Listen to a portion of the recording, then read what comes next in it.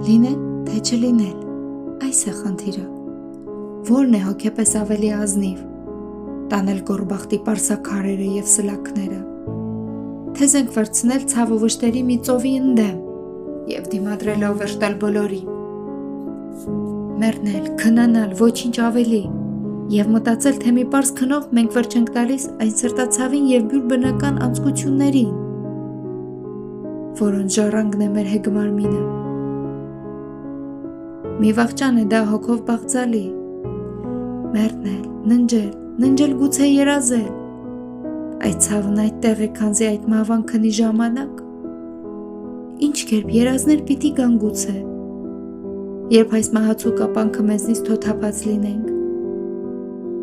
Ահա ինչ որ մեզ խորել պետք է տա, այս նկատումն է, որ այսչափ երկար տևել է տալիս թշվառությունը, թե ոչ, ով արդյոք կուզեր հանդուրժել աշխարհի այնքան նախատինքներին և մտրակներին, հարստահարիչ անիրավության, մեծամիտ մարդու արհամարանքին,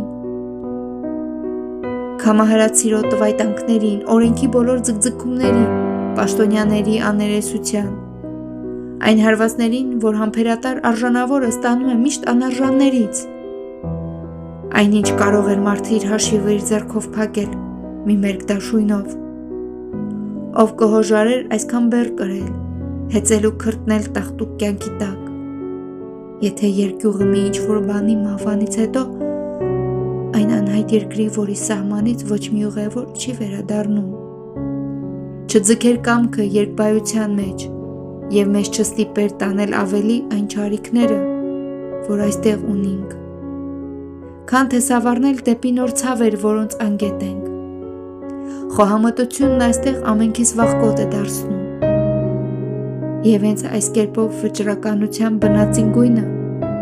ախտաժետվում է խորհրդածության գունաթափ ցոլքից, և շատ ձեռնարկներ, մեծ ու կարևոր, շեղվում են այնտեղ իրենց հոսքից և գործ կոչվելու անարժան դառնում։